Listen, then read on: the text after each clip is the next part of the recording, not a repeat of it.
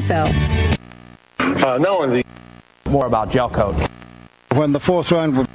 Don't you call in the...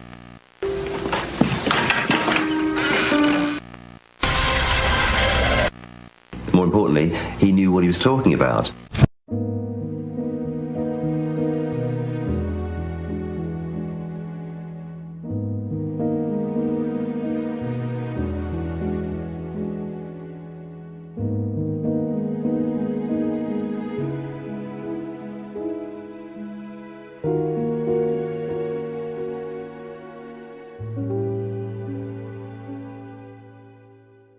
If you ever had your wisdom tooth or teeth removed, then you know exactly the bullshit I'm feeling right now. 2 gauzes stuffed in my left cheek like a pack of chewing tobacco. I can hardly eat, and I got a reoccurring pain that's whooping the medication's ass. I should head out to bed soon. It's getting late. I just can't bring myself to move from this position on the couch. It's too damn comfortable. And the 10 steps to my room felt like 100 right now. I was flipping through channels but decided to turn the TV off. If there's anything worse than this pain, it's not finding something to watch when you want to. Forget it. I mustered up the will to drag myself to my room and got in bed. It was an instant knockout. Finally, that medication was hitting.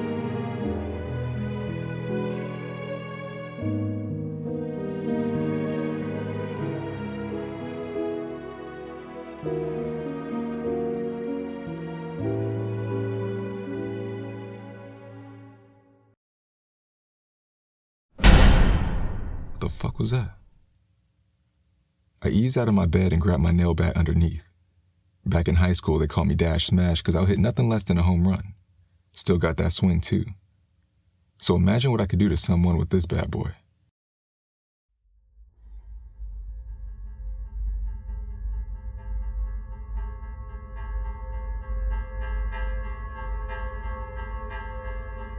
I walked out into the hallway. My bathroom light was on and I heard heavy rustling behind the door. I choked up on the bat as I walked closer.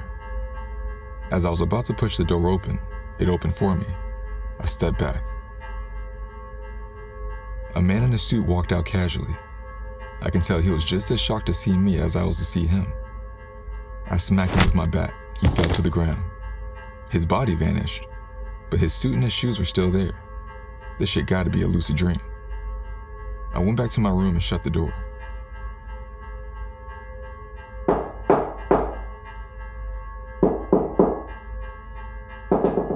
Oh hell no, I'm not opening that shit. Eventually it stopped. A hand burst through my door. It was beefy with hairy knuckles. It reached around for the knob and unlocked it. 2 men were standing there dressed in black suits. One was bald with a goatee, the other was older with gray hair. Not your typical looking late night thieves. They told me to get dressed. I snatched some sweats and a hoodie from my closet. I didn't even bother with the nail bat. They would have smashed me before I smashed them. The men drove me to an undisclosed mansion, brought me inside and walked me down a hallway. It was a very nice mansion. However, oddly, everything was stylized in teeth. There was a giant golden tooth sculpture, various teeth paintings, and shelves of artifact teeth. The men shoved me through a set of giant wooden doors. I fell to my knees.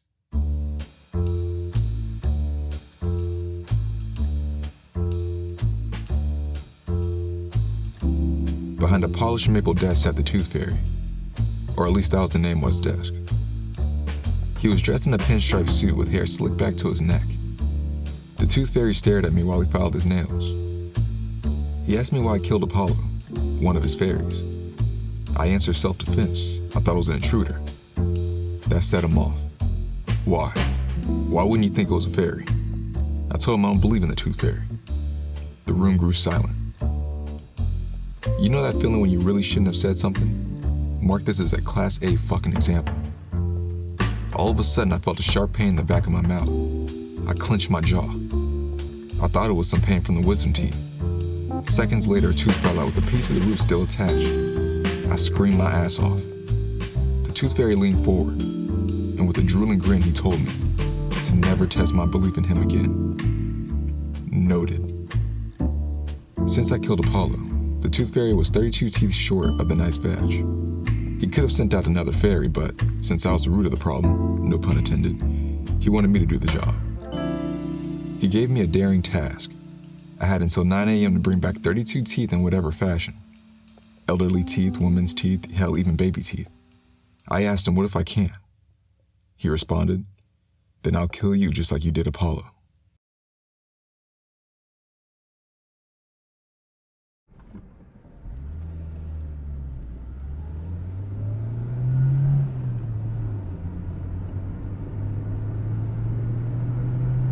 You can make 100 guesses as to how my night could have gone, and I doubt you would have guessed this. Collecting teeth for the Tooth Fairy. I was chaperoned by Bruce. He was a bit old, maybe 60s. He didn't talk much, but hopefully our crazy night ahead will drive some sort of conversation. We drove down a neighborhood street. It was quiet.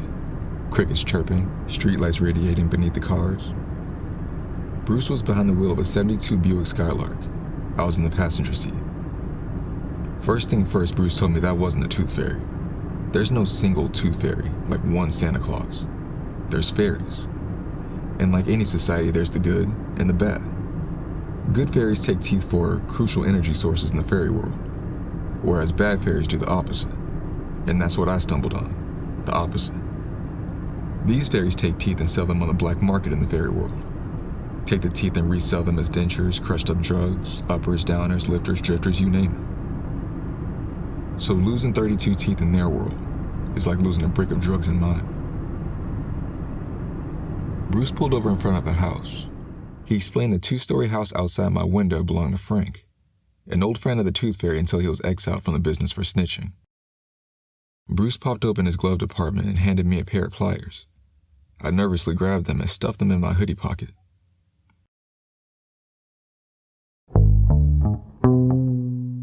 We both exited the car and walked to Frank's door.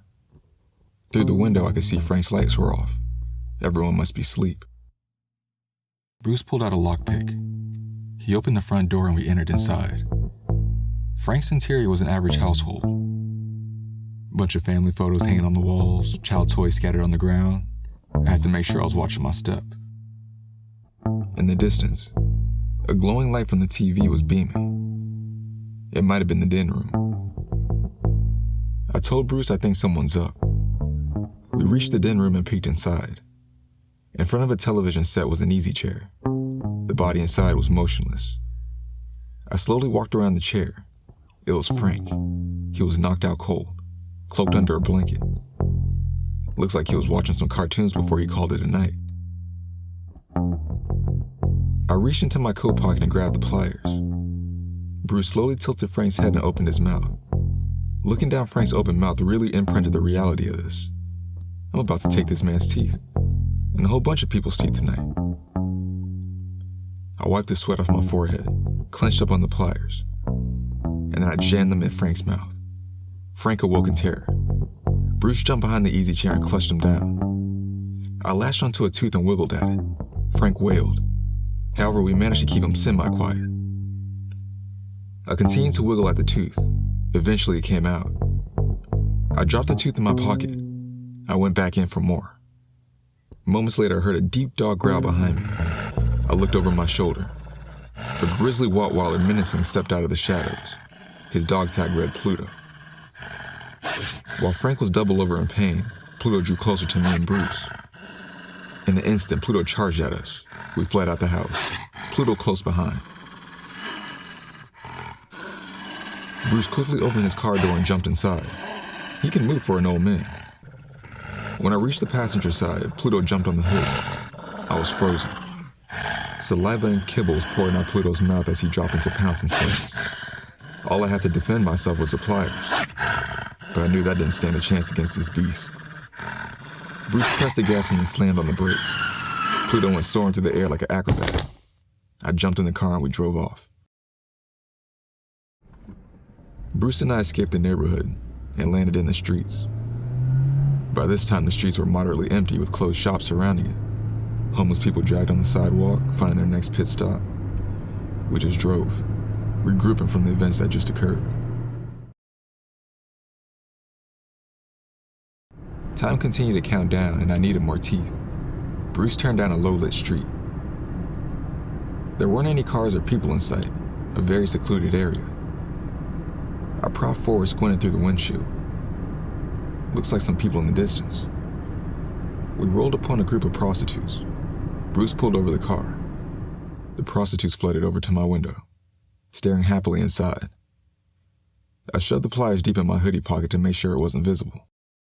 Bruce, without hesitation, pointed at a brunette girl, Cashmere. She was wearing fishnets, a peacoat, and carrying a medium-sized purse. "You, come on," said Bruce. Cashmere joyfully hopped in the back seat, unaware of the painful root canal she was about to receive. Bruce pulled in the alley behind a shop and parked. He shut off the headlights while Cashmere began undressing.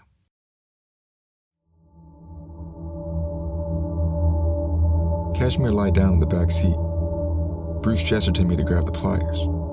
I took it out and hid it behind my back. Bruce and I got in the back seat. I wasn't sure what was going to happen next. It's impossible to plan these extractions. I was trying to go off Bruce's lead. But he was getting flirted with Cashmere.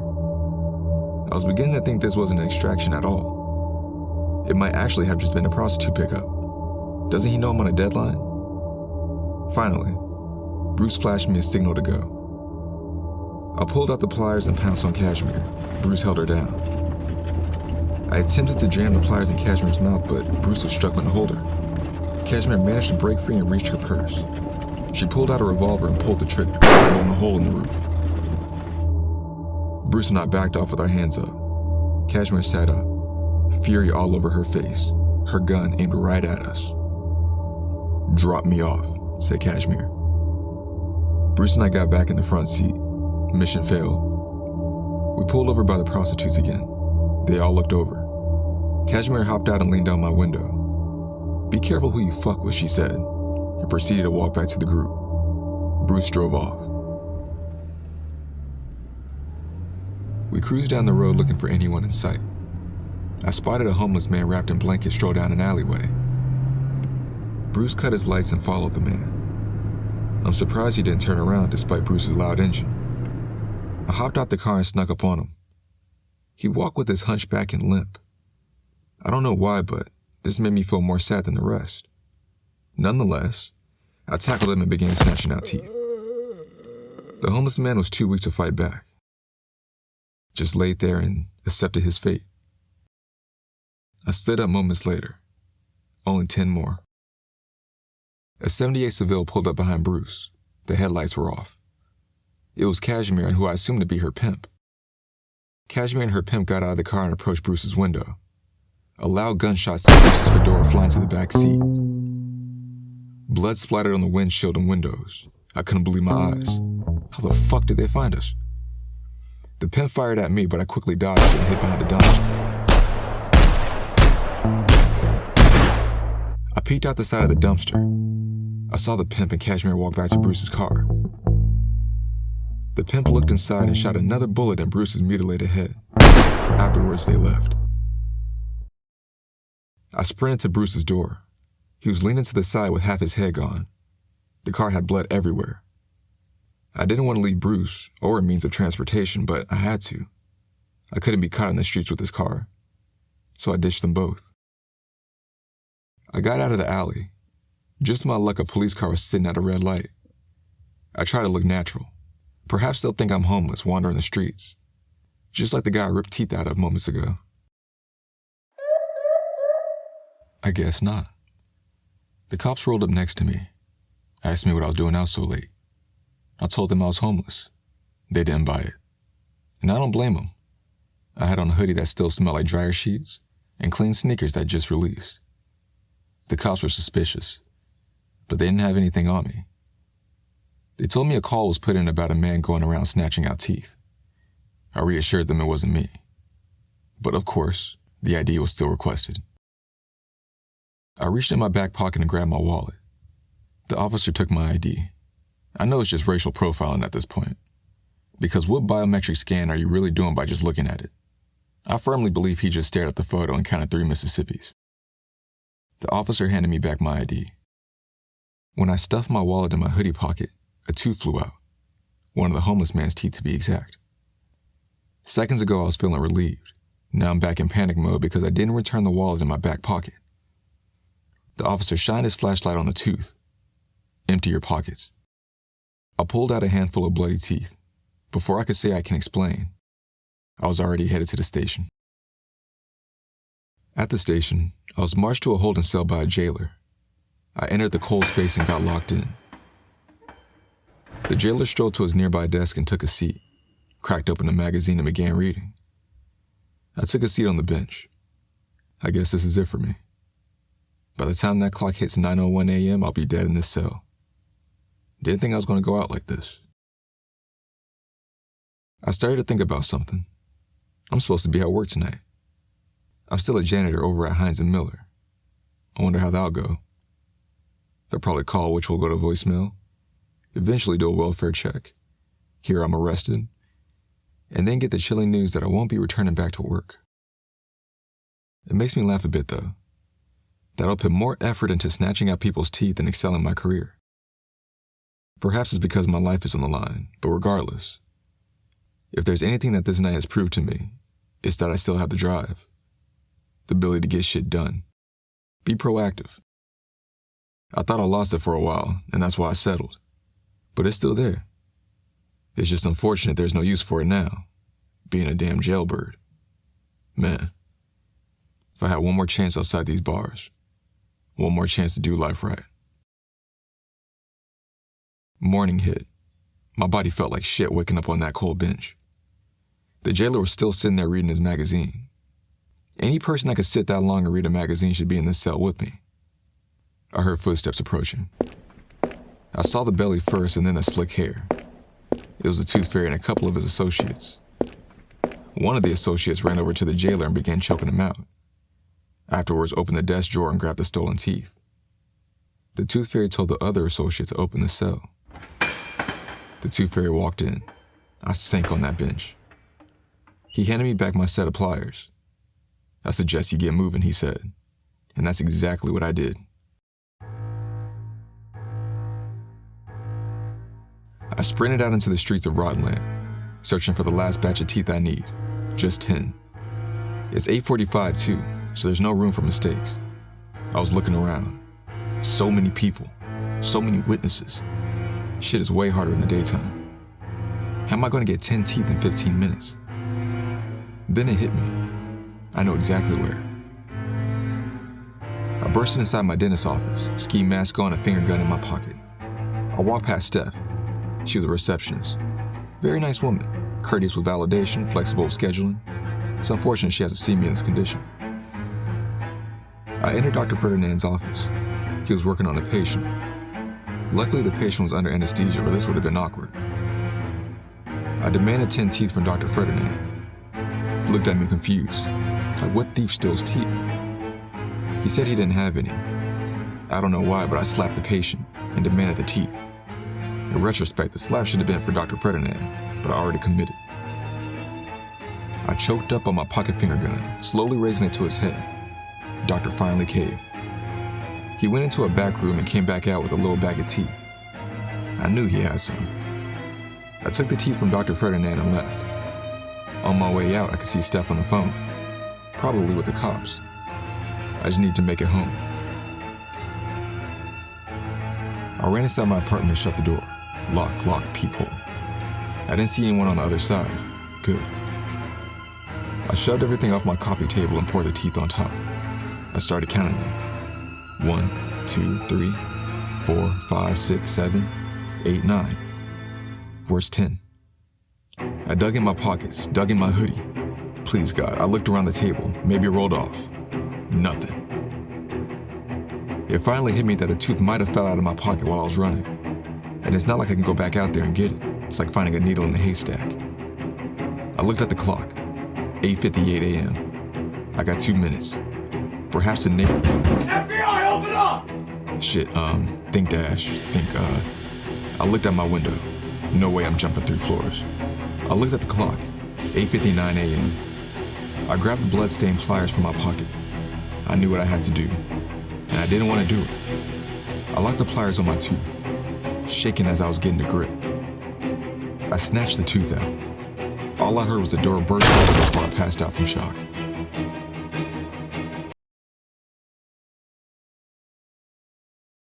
I woke up in the Tooth Fairy's office.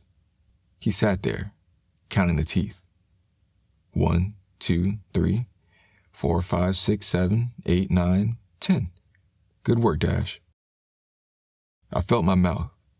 My finger slipped right between the gap where the tooth was pulled. I couldn't believe I did that. The Tooth Fairy said my services were no longer needed and I could go home. I asked about the cops and the people. He said he took care of that.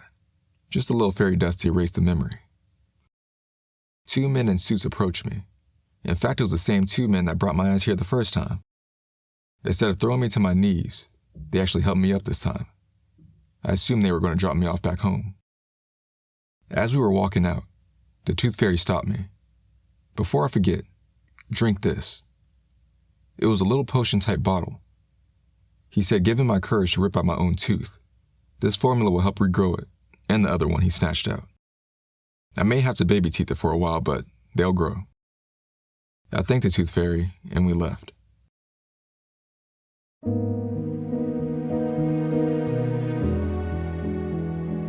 They dropped me back at home. I must have been passed out for a while because it was night now. I walked inside my apartment and sat on the couch. I could feel my body decompressing all the bullshit I just endured. I know I'm going to get written up for being a no-show at work, but I'll take it. I don't have the energy to drag myself to my room this time. Definitely going to call it a night here. But before I do, just a final word. Aside from the violent acts that occurred, I learned something about myself. I used to wait for signs, for perfect timing, for someone to give me the green light. But all that waiting just taught me one thing. Life doesn't reward hesitation. If I want something, I gotta move. I gotta be proactive. Even if I'm scared or unsure, like with these teeth. Being proactive isn't about knowing exactly what to do. It's about trusting that action will lead to my goal. I can't just hope for the life I want. I have to go out there and build it.